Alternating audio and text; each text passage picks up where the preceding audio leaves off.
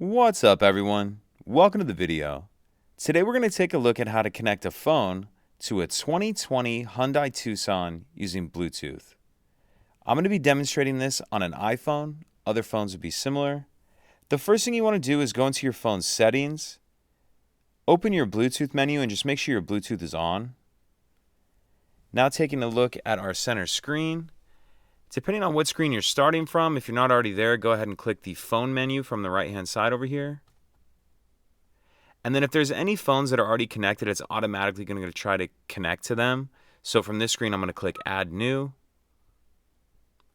And that'll cancel that pairing process and take us to where we can add a new one. Turn Bluetooth on from your device in order to search. On your device, select the name that matches vehicle name on the screen. So as the voiceover said there, we're going to grab our phone now. And under Available Devices, it's going to pop up as Tucson. Go ahead and click on that.